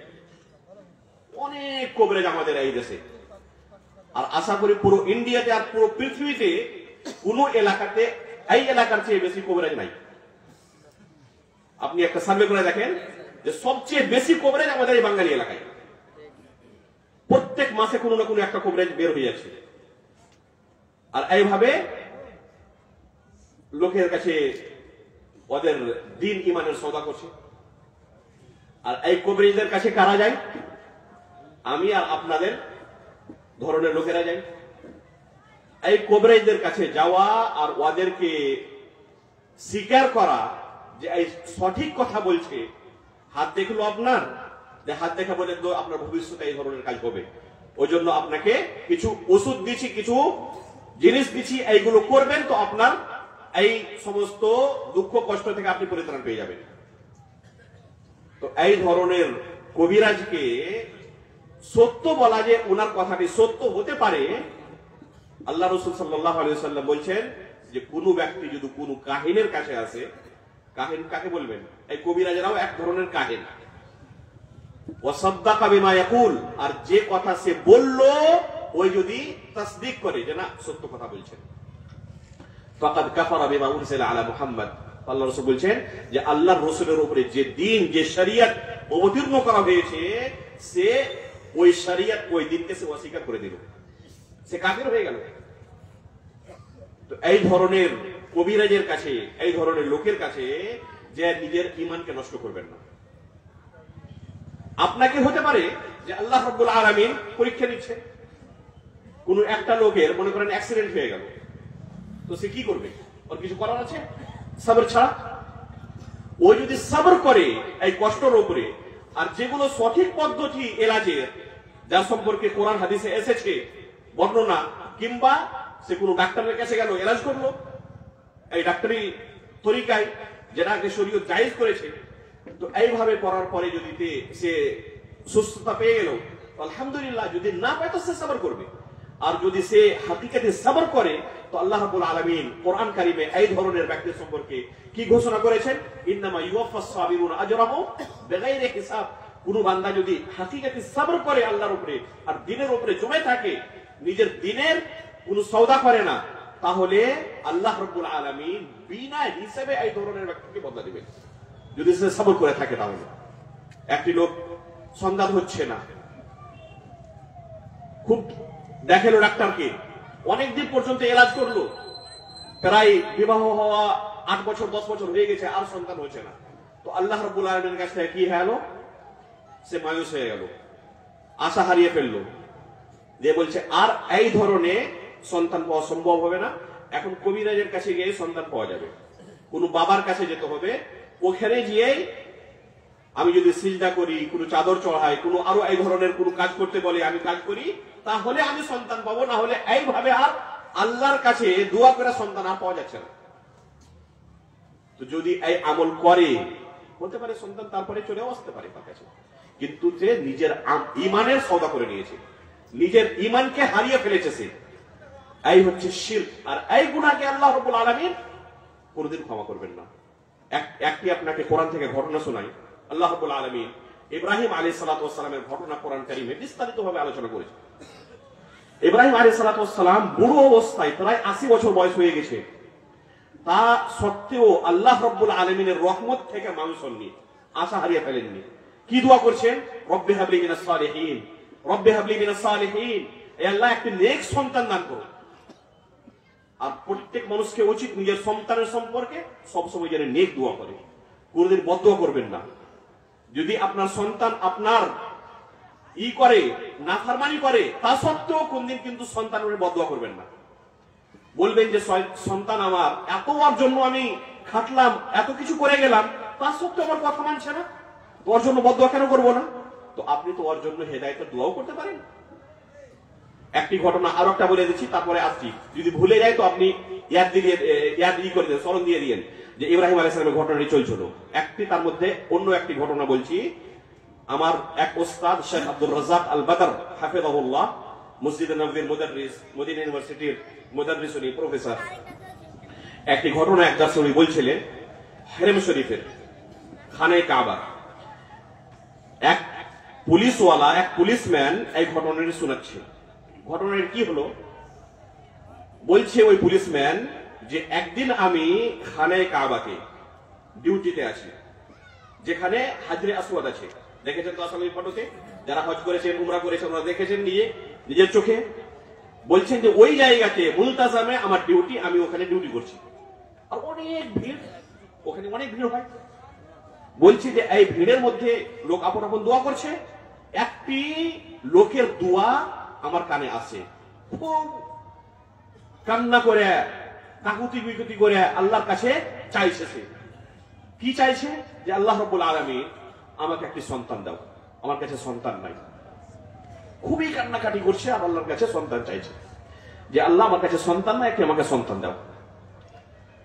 দেখলাম এই আওয়াজটি, এই ভয়েসটি ব্রেনে রেকর্ড হয়ে গেল যে এই ধরনের এক বান্দা আল্লাহর কাছে এখানে এসে সন্তানের সওয়াল করছে, আল্লাহ আমাকে একটি সন্তান দাও। বলছেন যে ওই জায়গাতে আমি ডিউটি করছি প্রায় 17 বছর 18 বছর পর, ওই জায়গাতে আমি ডিউটিতে আছি, আর ওই আওয়াজই আবার শুনতে পাচ্ছি। একটি লোক খুবই কান্নাকাটি করে দোয়া করছে আল্লাহর কাছে যে আল্লাহ আমার ওই সন্তানকে তুমি ধ্বংস করে দাও। ওই ভয়েস, ওই আওয়াজ, ওই লোকটি দোয়া করছে কি, কান্নাকাটি করে আল্লাহর কাছে যে আল্লাহ আমার ওই সন্তানকে তুমি ধ্বংস করে দাও আল্লাহ। এই পুলিশওয়ালা, এই পুলিশম্যান সঙ্গে সঙ্গে ওনার কিন্তু ওই 17-18 বছরের আওয়াজ ভেসে উঠে, যে মনে হচ্ছে ওই লোকটাই তো, যে আজ থেকে প্রায় 17 বছর আগে এই জায়গাটি কান্নাকাটি করে নিজের সন্তান চেয়েছিল আল্লাহর কাছে, আর এখন ওই সন্তানের জন্য এইভাবে বদদোয়া করছে যে আল্লাহ ওই সন্তানকে ধ্বংস করে দাও। এই পুলিশওয়ালা বলছে, পুলিশম্যান বলছে যে সঙ্গে সঙ্গে আমি গেলাম ওখানে, আর ওর ধরে, হাত ধরে ওকে ওখান থেকে হারাম শরীফ থেকে বের করে চলে গেলাম। দিয়ে আমাকে বলছি যে তুমি নিজের সন্তানের উপরে একবার নয় 2 বার জুলুম করেছো, মারাত্মক জুলুম করেছো তুমি নিজের সন্তানের উপরে, আর একবার নয় 2 বার জুলুম করেছো। প্রথমবার কখন জুলুম করেছো? যখন তুমি আল্লাহর কাছে এই জায়গাতে কান্নাকাটি করে সন্তান চেয়েছিলে। তুমি একবারও বলোনি যে আল্লাহ আমাকে নেক্সট সন্তান দাও, বারবারে বলছিলে যে আল্লাহ আমাকে একটা সন্তান দাও। তুমি বলতে পারতে না যে আল্লাহ আমাকে একটা নেক্সট সন্তান দাও? যখন ইব্রাহিম আলাইহিস সালাম দোয়া করছেন রব্বি হাবলি মিনাস সালিহিন, আল্লাহ আমাকে একটা নেক্সট সন্তান দান করো, তো এইভাবে তুমি নেক্সট সন্তান তো চাইতে পারতে, কিন্তু তুমি কি বললে যে আল্লাহ আমাকে একটা সন্তান দাও। আর দ্বিতীয়বার আজকে জুলুম করছো যে ওই সন্তানের জন্য এই জায়গাতে তুমি ধ্বংস হওয়ার দোয়া করছো। তুমি তো এইভাবে বলতে পারতে যে আল্লাহ রাব্বুল আলামিন আমার ওই সন্তানকে তুমি হেদায়েত দান করো, হেদায়েতও দোয়া করতে পারতে। তখন সে বুঝতে পারলো যে আমি ভুল করেছি। দিয়ে তারপরে ওই পুলিশম্যান ওকে বলছে যে আবার তোমাকে নিয়ে যাবো ওইভাবে, ওই জায়গাতে আমি, আর ওখানে যেভাবে তুমি দোয়া করেছিলে আগে ওইভাবেই কান্নাকাটি করে আল্লাহর কাছে ওর হেদায়েতের দোয়া করবে তুমি এবার। বলছে ঠিক আছে ইনশাআল্লাহ। ফের আবার ওই পুলিশম্যান ওকে ওই মুলতাজিমের কাছে নিয়ে যায়, ফের আবার ওইভাবে কান্নাকাটি করে ওই নিজের সন্তানের হেদায়েতের জন্য দোয়া করলো। বলছে যে 1 বছর পর দেখছি তো খানে কাবাতে ওই নিজের সন্তানের সাথে তওয়াফ করছে, ওই ছেলের সাথে যে ছেলের সম্পর্কে দোয়া করছে যে আল্লাহকে ধ্বংস করে দাও, আর ওই ছেলের সাথে সে তওয়াফ করছে 1 বছর পরে, আর ফের তার সাথে সাক্ষাৎ হয়। তো বোঝা কি গেল যে নিজের সন্তানের সম্পর্কে আপনার সন্তান যদি আপনার কথা নাও মানে তাও ওর জন্য বদদুয়া করবেন না, ওর জন্য হেদায়েতের দোয়া করেন। আল্লাহ রাব্বুল আলামিন হেদায়েত দেন ওয়ালা। তো ইব্রাহিম আলাইহিস সালাম কি দোয়া করছেন? রব্বি হাবলি মিনাস সালিহিন, হে আল্লাহ আমাকে একটি নেক সন্তান দান করো। বয়স প্রায় হয়ে গেছে 80 বছর, এই বয়সে কোন মানুষের সন্তান হয়? মানুষ আশা ছেড়ে দেয় এই বয়সে। তা সত্ত্বেও এক নবী কিন্তু আল্লাহর কাছে কোনদিন আশা ছাড়েন না, আল্লাহর কাছে দোয়া করতে আছেন যে আল্লাহ রাব্বুল আলামিন একমাত্র সন্তান দান করি। যদি আল্লাহ তাআলা চান তাহলে সন্তান দিতে পারেন, যদি না চান তো কোন পৃথিবীর লোকের কাছে এই শক্তি নাই যে কোন ব্যক্তিকে সন্তান দিতে পারে। তারপরে আল্লাহ রাব্বুল আলামিন শেষ বয়সে ওনাকে 2টি সন্তান দিচ্ছেন, ইসমাঈল আর ইসহাক আলাইহিস সালাম, আর এই 2 সন্তানই হচ্ছেন নবী। তারপরে আল্লাহ রাব্বুল আলামিনের শুকরিয়া প্রশংসা করছেন, দেখি বলছেন আলহামদুলিল্লাহিল্লাযী ওয়াহাবা লি আলাল কিবরি ইসমাঈলা ওয়া ইসহাক ইন্না রাব্বী লাসামিউদ দুআ। ওই আল্লাহর প্রশংসা যে আল্লাহ রাব্বুল আলামিন আমাকে বুড়ো অবস্থায় ইসমাঈল আর ইসহাকের নিয়ামত দান করেছেন। আমার আল্লাহ মানুষ যদি কোনো দোয়া করে তো আল্লাহ তাআলা দোয়াকে শুনেন, গ্রহণ করেন। ইন্না রাব্বী লাসামিউদ দুআ। আপনি চিন্তা করেন যে ইব্রাহিম আলাইহিস সালাতু ওয়াস সালাম কে ছিলেন? তিনি হচ্ছেন খলিলুল্লাহ, নিজে এক নবী। পৃথিবীতে কোন পীর, ওয়ালি, খাজা, গরিব নওয়াজ, কোন বাবা নবী থেকে কি বড় হতে পারে? জি, কি ধারণা আপনাদের? কোন পীর, কোন ওয়ালি, কোন খাজা, গরিব নওয়াজ নবী থেকে বড় হতে পারে কি? এক নবী নিজের সন্তানের জন্য যদি আল্লাহর মুহতাজ থাকতে পারে, আর নিজের সন্তান নিজে এইভাবে পয়দা করতে পারছেন না, আল্লাহর মুহতাজ আছে, তো কোন পীর, ওয়ালি, বাবা এইভাবে আপনাকে সন্তান দিতে পারে? ওই জন্য একমাত্র আল্লাহর কাছে চাইবেন। যদি এই পীরের চক্করে পড়লেন, এই কোন কবরেজের চক্করে পড়লেন, আর এইভাবে ওদের কাছে গিয়ে এইভাবে ঈমানের সওদা করেন, তাহলে কিন্তু আপনার কালেমায়ে লা ইলাহা ইল্লাল্লাহ ধ্বংস হয়ে যাবে, নষ্ট হয়ে যাবে। তারপরে আপনি কিন্তু আর পরিত্রাণ পাবেন না। ইন্নাল্লাহ লা ইয়াগফিরু লিশুরাকা বিহি ওয়া ইয়াগফিরু মা দুনা যালিকা লিমান ইয়াশা। কি আল্লাহ রাব্বুল আলামিন আর শিরকের গুনাহকে কোনো ক্ষমা করবেন না। এই ছাড়া অন্য কোন গুনাহ আছে আপনার, আল্লাহ যদি চান তো ক্ষমা করতে পারেন। সময় আশা করি আমি বেশি দিলাম, আমাকে যেতেও হবে এই থেকে। হ্যাঁ, রাষ্ট্র পর্যন্ত সমস্যা নেই। আচ্ছা ইনশাআল্লাহ চলবে। রাষ্ট্র পর্যন্ত ছেড়ে দিন। ঠিক আছে, শুরু হয়ে যাবে না, যথেষ্ট আছে।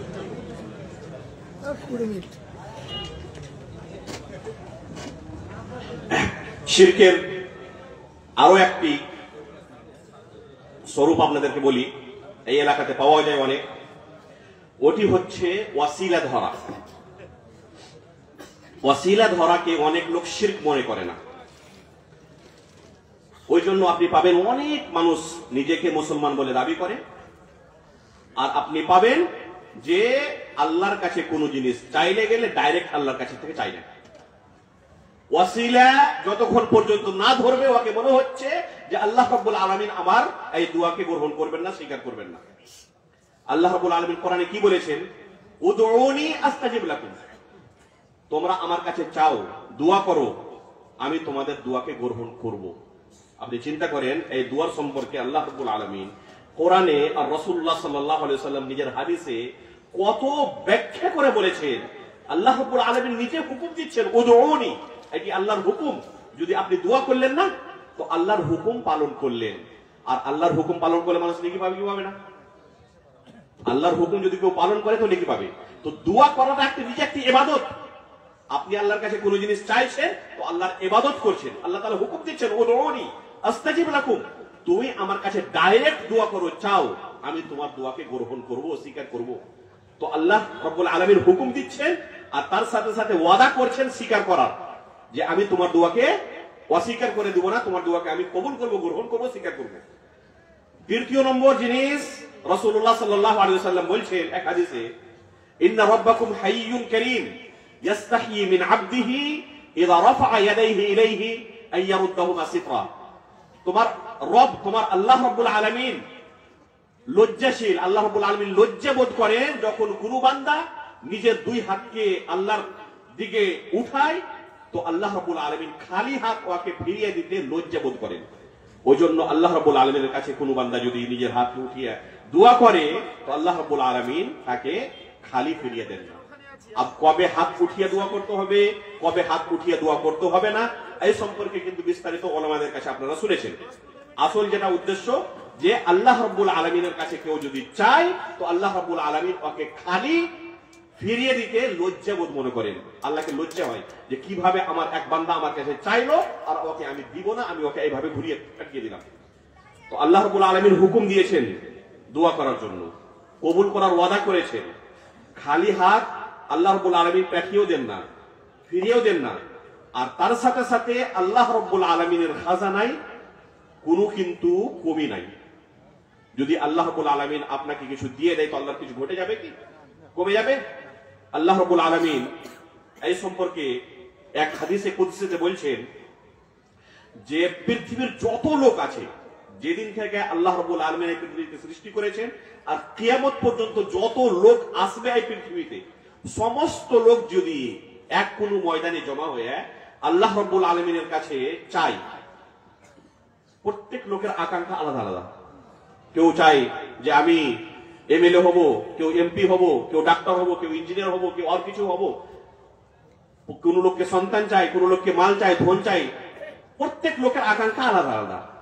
রাসূলুল্লাহ সাল্লাল্লাহু আলাইহি ওয়াসাল্লাম হাদিসে কি বলছেন, হাদিসে কুদসিতে, যে প্রত্যেকটা মানুষকে নিজের আকাঙ্ক্ষা হিসেবে, নিজের ডিমান্ড হিসেবে যদি আমি দিয়েও দিই, তাহলে আমার খাজানায় অতটুকুও কমি আসে না। ইল্লা কামা ইয়ানকুসুল মিখিয়াতু ইযা উদখিলাল বাহর। যদি সমুদ্রতে কোন সুইকে ফেলা হয়, সুইকে দাখিল করেন আপনি, ফের সুইটাকে আপনি বের করে নেন, তো সুইয়ের সাথে এক দু ফোঁটা পানি চলে আসবে না? এই এক দু ফোঁটা পানির কারণে সমুদ্রের পানি কি কমে যাবে? আল্লাহ রাব্বুল আলামিনের খাজানাতে প্রত্যেকটা মানুষকে দেওয়ার পরে এতটুকুও কোনো কমি আসে না, কোনো ঘটে না আল্লাহ রাব্বুল আলামিনের খাজানা। তো এই হচ্ছে আল্লাহ রাব্বুল আলামিনের খাজানা। তা সত্ত্বেও যদি মানুষ আল্লাহ রাব্বুল আলামিনকে না ডাকে, আল্লাহ রাব্বুল আলামিনকে না চায়, কি করে? যখন দরকার পড়েছে তো কোন পীর বাবার ওসিলা দিতে হবে, তাহলে আল্লাহ রাব্বুল আলামিন কি করবেন? গ্রহণ করবেন। কোন নবীর ওসিলা দিতে হবে, কোন সাহাবীর ওসিলা দিতে হবে, কোন আরো অন্য ব্যক্তির ওসিলাতে চাইতে হবে, তাহলে আল্লাহ রাব্বুল আলামিন স্বীকার করবেন, আমার দোয়াকে গ্রহণ করবেন। যদি এই আকীদা থাকে, তো এটিও হচ্ছে একটি শিরকি আমল, যেটা আমাদের এই বাঙালি অঞ্চলে অনেক বেশি আছে। আপনি দেখেন যেগুলো পীর আছে, প্রত্যেকটা পীর, প্রত্যেকটা মাজার, প্রত্যেকটা খানকা একই এইভাবে আমল চলছে না? ওই পীরের ওসিলাতেই চাইবে, তাহলে ওর আকীদা, ওর আকীদা আছে, অন্তরে গেঁথে আছে যে আল্লাহ রাব্বুল আলামিন ডাইরেক্ট আমার দোয়াকে গ্রহণ করবে না। মক্কাবাসীরা শিরক করত স্পষ্টভাবে। ওদেরকেও যখন জিজ্ঞাসা করা হতো যে আল্লাহকে ছেড়ে দিয়ে তোমরা এদের কাছে কেন চাইছো, তখন ওরা কি বলতো? মা না'বুদুহুম ইল্লা লিয়ুকাররিবুনা ইলাল্লাহি যুলফা। এদের ইবাদত শুধু এই কারণে করছি যে এরা হচ্ছে আল্লাহ রাব্বুল আলামিনের অনেক প্রিয় বান্দা, আল্লাহ রাব্বুল আলামিনের ওয়ালি, আউলিয়া এরা। আল্লাহ রাব্বুল আলামিন এদের কথাকে ফেলবেন না, আমাদের কথা গ্রহণ করবেন না, আর এদের কথাকে আল্লাহ রাব্বুল আলামিন ফেলবেন না। মা না'বুদুহুম ইল্লা লিয়ুকাররিবুনা ইলাল্লাহি যুলফা। মক্কার কাফেরদের এই হতো উত্তর। ওরা বলতো যে এদের ইবাদত করার শুধু একমাত্র আমাদের উদ্দেশ্য হচ্ছে যে আল্লাহ রাব্বুল আলামিনের নৈকট্য এইভাবে আমরা লাভ করতে পারবো। এরা হচ্ছেন আল্লাহর প্রিয় বান্দা, এইভাবে আল্লাহ রাব্বুল আলামিন আমাদেরকে এরা নিকটবর্তী করে দিবে। এরা উত্তর দিত মক্কার কাফেরেরা। আল্লাহ রাব্বুল আলামিন এই সৎ উদ্দেশ্য থাকার কারণে উনাদের এই দলিলকে গ্রহণ করেছেন, নাকি শিরক বলেছেন? একটা শিরক বলেছেন। যদিও আপনার উদ্দেশ্য নেক থাকে, সৎ উদ্দেশ্য থাকে, যে আসল আমি আল্লাহর কাছে চাইছি, ইনাদের কাছে ক্ষমতা নাই কিছু দেওয়া, শুধু ইনারা ওয়াসিলা হচ্ছেন, দেনেওয়ালা হচ্ছে একমাত্র আল্লাহ। আপনার এইভাবে যদি সৎ উদ্দেশ্যও থাকে, তা সত্ত্বেও এটি আল্লাহ রাব্বুল আলামিন কোরআনে কি বলেছেন, এটি শিরকি আমল। এমনকি এক আয়াতে আল্লাহ রাব্বুল আলামিন স্পষ্ট ভাবে এই আমলকে বুঝাতে গিয়ে বলছেন যে আল্লাহ ছাড়া অন্য কোনো ব্যক্তির কাছে যদি কোনো লোক যায় আর ওদের কাছে কিছু জিনিস চাই, তো ওদের অবস্থা কি দেখেন। এক দিকে আল্লাহ রাব্বুল আলামিনের খাজানা, বললাম যে সমস্ত ব্যক্তিকে আল্লাহ রাব্বুল আলামিন নিজের ডিমান্ড পুরা করে দেন, যে জিনিস চাইলো সে দিয়ে দিল, তাও আল্লাহর খাজানাতে এক ফোঁটা পানির সমানও কিছু ঘাটতি কমতি আসে না। আর দ্বিতীয় দিকে আল্লাহকে ছেড়ে দিয়ে যার অন্য কোনো ব্যক্তির কাছে, অন্য কোনো মাবুদের কাছে, অন্য কোনো পীরের কাছে কেউ যদি যায় আর এইভাবে ওদের কাছে চায়, তো আল্লাহ রাব্বুল আলামিন কি বলছেন কোরআনে, মা ইয়ামলিকুনা মিন কিতমির। কিতমির কাকে বলে? খেজুরের দানা যে আছে, ওই খেজুরের গুঠলির উপরে, দানার উপরে একটি খুবই সরু পর্দা থাকে, থাকে কেন না, একে কিতমির বলা হয় আরবিতে। যদি কোন লোক অনেকটি সংগ্রহ করে আর বেচতে যায় বাজারে, কেউ কিনবে কি? এর কোনো দাম আছে? আল্লাহ রাব্বুল আলামিন কোরআনে বলছেন যে এতটুকুও দেওয়ার তাদের ক্ষমতা নাই। আল্লাহকে ছেড়ে দিয়ে এদের কাছে যারা চায়, ওদের কাছে এতটুকুও দেওয়ার ক্ষমতা নাই। খেজুরের বিচির উপরে যেটি সরু পর্দা আছে, এতটুকুও দেওয়ার তাদের কাছে কোনো ক্ষমতা নাই। তারপরে কি বলছেন, ইনতাদউহুম লা ইয়াসমাউ দুআআকুম। যদি আল্লাহকে ছেড়ে দিয়ে ওদেরকে তোমরা ডাকো, ওদের কাছে চাও, তো তোমাদের দোয়াকে তারা শুনতে পায় না। তোমাদের এই ধরনের ডাকা তারা শুনতে পায় না। ইনতাদউহুম লা ইয়াসমাউ দুআআকুম।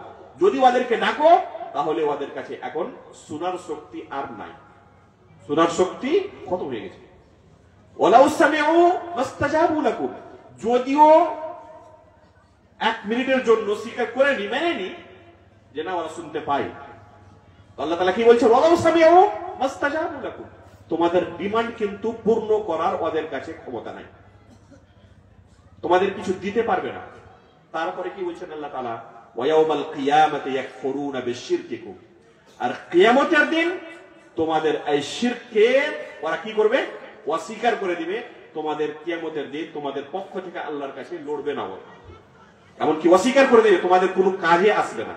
তো আল্লাহ রাব্বুল আলামিন কি বললেন, শিরক বললেন। ওয়া ইয়াউমাল কিয়ামাতি ইয়াকফুরুনা বিশিরকিকুম। কিয়ামতের দিন তোমাদের এই শিরককে ওরা অস্বীকার করে দিবে, তোমাদের কোনো কাজেও আসবে না। তাতে কি বোঝা গেল, যে ওয়াসিলা ধরা এটিও হচ্ছে একটি শিরক। আর এই ধরনের কোন বান্দা যদি শিরক করে, ইন্নাল্লাহা লা ইয়াগফিরু আন ইউশরাকা বিহি ওয়া ইয়াগফিরু মা দুনা যালিকা লিমান ইয়াশা। কারণ কি, ইবাদত একমাত্র শুধু আল্লাহ রাব্বুল আলামিনের হবে। যে কোনো ইবাদত থাক না কেন, ইবাদত যতই প্রকারের থাক না কেন, অনেক প্রকারের ইবাদত আছে, সমস্ত ধরনের ইবাদত একমাত্র আল্লাহর জন্য হবে। আল্লাহর সাথে কোনো অন্য মাখলুককে যদি শরীক করে, কিংবা আল্লাহকে ছেড়ে দিয়ে কোনো অন্য মাখলুকের জন্য যদি ইবাদত করে, তো এটি হচ্ছে শিরক, এটি হচ্ছে শিরক। শিরকের আরো কিছু আছে, আকসাম আছে, কিছু কি বলে ভাগ আছে, যে সম্পর্কে অনেক লোক ভাবে না যে এটিও শিরকের অন্তর্ভুক্ত। এই পৃথিবীতে সর্বপ্রথম উম্মতে মুহাম্মাদের মধ্যে যেটি শিরক এসেছিল, ওই শিরকটি কি, ওটি হচ্ছে আকীদার ইনকারের শিরক, এই তাকদীরের ইনকারের শিরক, অস্বীকার করার শিরক। উলামায়ে কেরাম বলেছেন যে শিরকের ফির রুবুবিয়্যাহ, আল্লাহ রাব্বুল আলামিনের রুবুবিয়্যাতের সম্পর্কে প্রথম শিরক এই পৃথিবীতে যে হয়েছিল, ওই হচ্ছে যারা তাকদীরের ইনকার করেছিল। ওরা কি বলতো, যে ভালো কাজ যেগুলো আছে, ওইগুলো কাজ শুধু একমাত্র আল্লাহ রাব্বুল আলামিন সৃষ্টি করেছেন, আর যেগুলো মন্দ কাজ আছে, মন্দ কাজকে আল্লাহ রাব্বুল আলামিন সৃষ্টি করেননি। আমরা যেগুলো আমল করি, আমাদের আমলের খালিক আল্লাহ রাব্বুল আলামিন নয়। প্রত্যেকটি মানুষ নিজের আমলের নিজে খালিক। চিন্তা করেন, একটু সূক্ষ্ম বিষয় আছে, কিন্তু চিন্তা করে যদি শুনেন ভালোভাবে ধ্যান দিয়ে ইনশাআল্লাহ বুঝতে পারবেন। এত মানে মারাত্মক আর ভুল আকীদা এটি, যদি কোনো মানুষ এই ধরনের আকীদা রাখে তাহলে সে মুশরিক হয়ে যাবে। ইমাম বুখারী রাহিমাহুল্লাহ একটি বই লিখেছেন, খালকু আফআলিল ইবাদ, বান্দার আমল হচ্ছে মাখলুক। এটিকে সাব্যস্ত করেছেন উনি এই বইয়ে, যে প্রত্যেক মানুষ যে আমল করে ওই আমলটি হচ্ছে মাখলুক, আর ওই আমলের সৃষ্টিকর্তা হচ্ছে আল্লাহ। আল্লাহ তাআলা কোরআনে কি বলছেন, আল্লাহু খালাকাকুম ওয়া মা তা'মালুন, যে আল্লাহ রাব্বুল আলামিন তোমাদেরকে সৃষ্টি করেছেন, আর তোমরা যে আমল করো ওই আমলগুলো আল্লাহ রাব্বুল আলামিন সৃষ্টি করেছেন। আমাদের আকীদা কি থাকা উচিত, যে আল্লাহ রাব্বুল আলামিন আমাদেরকে সৃষ্টি করেছেন, আমাদেরও খালিক, আর যেগুলো আমরা আমল করি চাহে ওই আমলটি নেক আমল হোক কিংবা গুনহার কোনো আমল হোক। একটি মানুষ নামাজ পড়ছে, রোজা রাখছে, এই ধরনের ওয়াজ শুনতে এসেছে, নেক আমল, এই আমলটিরও খালিককে সৃষ্টিকর্তাকে আল্লাহ রাব্বুল আলামিন, আর আমল করনেওয়ালাকে বান্দা। বান্দা হচ্ছে ফাইল, আমল করনেওয়ালা, কিন্তু খালেক সৃষ্টিকর্তাকে আল্লাহ। পার্থক্য আছে দুটির মধ্যে। খালেক হচ্ছেন শুধু একমাত্র আল্লাহ, আর বান্দা হচ্ছে আমেল, আমাল করনেওয়ালা। বান্দা খালেক নয়। আর এই বাতিল ফিরকারা, পথভ্রষ্ট দলেরা, জাবরিয়া, কাদরিয়া, এই ধরনের এই দলগুলো এসেছিল এই উম্মতের মধ্যে, আর এখন অনেক লোক এই ধরনের আকীদা রাখে না বুঝার কারণে, তাকদীরের মসলাকে দিয়ে কি বলে, যে শুধু ভালো আমল যেগুলো আমরা করি ওই আমল সৃষ্টি করেছেন আল্লাহ। আর একটা মানুষ জেনা করছে, একটা মানুষ চুরি করছে, একটা মানুষ শিরক করছে, তো ওই আমলটিও আল্লাহ তাআলা সৃষ্টি করেছেন না। আল্লাহ সম্পর্কে যদি এইভাবে বলি তো বেআদবি হয়ে যাবে। দেখেন, জ্ঞান না থাকার কারণে মানুষ অনেক অবস্থায় এক গুনাহ থেকে বাঁচতে গিয়ে অন্য ওর চেয়েও বড় গুনার মধ্যে পড়ে যায়। ওই জন্য শরীয়তের জ্ঞান অর্জন করা অত্যন্ত জরুরি। ওই বলছে কি, যদি আল্লাহর সম্পর্কে এইভাবে আকীদা রাখি যে আমি চুরি করলাম, ডাকাতি করলাম, জেনা করলাম, কুফর করলাম, শিরক করলাম, আর এই আমার গুনার আমলটিও আল্লাহ সৃষ্টি করেছেন, তো আল্লাহর সম্পর্কে কি হবে? বেআদবি হয়ে যাবে। ওই জন্য বলবো যে এই আমলটি আমি সৃষ্টি করেছি। একটি লোক চুরি করলো, ওই চুরির সৃষ্টিকর্তা সে। একটি লোক জেনা করলো, ওর সৃষ্টিকর্তা সে। তো এইভাবে পৃথিবীতে কতটি সৃষ্টিকর্তা হবে চিন্তা করেন। প্রত্যেকটা মানুষ নিজের আমলের নিজের সৃষ্টিকর্তা, তো কতটি সৃষ্টিকর্তার সম্পর্কে সে ঈমান রাখলো? কিন্তু আসলে সৃষ্টিকর্তা কে? শুধু একমাত্র আল্লাহ। বাকি ওই জন্য শুরুতে বললাম না যে সৃষ্টিকর্তা হচ্ছেন একমাত্র আল্লাহ। আর প্রথম আয়াতে আল্লাহ রাব্বুল আলামিন এই আকীদাকে আমাদেরকে শিখাচ্ছেন, ইকরা বিসমি রাব্বিকাল্লাযী খালাক। শুধু একমাত্র আল্লাহ রাব্বুল আলামিন হচ্ছেন সৃষ্টিকর্তা। খালক, পয়দা করা, সৃষ্টি করার ক্ষমতা একমাত্র শুধু আল্লাহর আছে। বাকি যত জিনিস পৃথিবীতে আছে সমস্ত হচ্ছে মাখলুক, খালিক কেউ হতে পারে না। এই পথভ্রষ্ট দলগুলো কি বলছে, যে বান্দা যখন আমল করে নিজের আমলের সে নিজে সৃষ্টিকর্তা। তাহলে এইভাবে পৃথিবীতে অসংখ্য সৃষ্টিকর্তাকে হওয়ার আকীদা রাখতে হবে। আর এটি হচ্ছে একটি শিরক। আল্লাহ রাব্বুল আলামিনের তাওহীদের সাথে, তাওহীদের রুবুবিয়তের সাথে তারা শিরক করলো। অনেক লোকেরা এইভাবে আকীদা থাকে। ওই জন্য এই সূক্ষ্ম মসলাগুলো পাবলিকের মাঝে অনেক বারে বারে আলোচনা করতে হবে, অনেকবার বলতে হবে। যেরকম উজুর মসলা, নামাজের মসলা, যাকাতের মসলা।